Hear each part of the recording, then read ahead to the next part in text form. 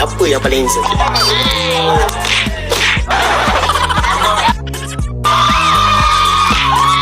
Tak logik siut.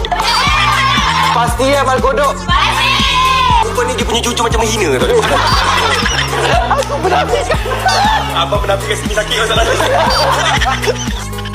Kalau calon boleh dibuat isteri adalah Aslah Hira. Bang, saya rasa ni sebabkan muka sama je. Hani. HR. Ada. Mana boleh tak ambil dalam ni? Kalau macam tu kan kita nak ambil kukur tadi. Kukur mana? Tak ada yang sesuai pak kata dia orang. Ikut kan tadi tak ada yang handsome. Maaf pula. Aku bakal. Abang, kenapa abang bangkang? Sepatutnya dia siapa kan? Loman Musa. Saya setuju bang. Ini saya setuju. Korang ni jangan jujur sangat. Aku percaya. Semua wanita-wanita lemah diperangkap ke dalam ni. Aku selamatkan diri sendiri je.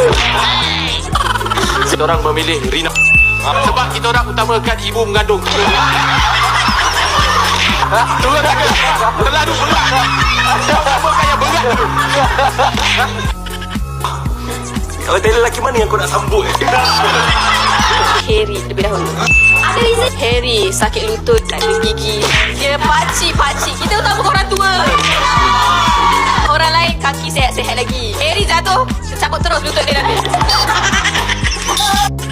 Aku harap bukan Aslah yang sambut lah. Dulu patah ni.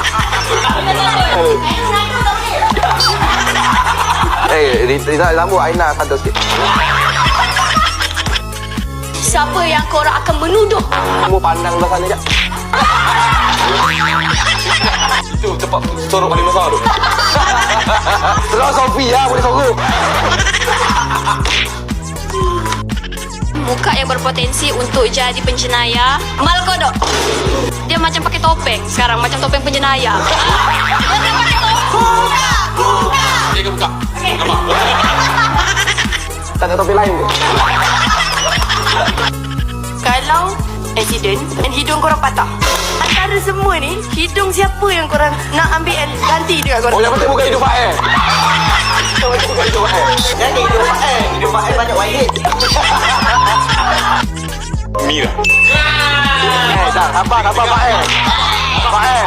Pak sedar diri Pak Kenapa kita orang memilih hidup Mira? Sebab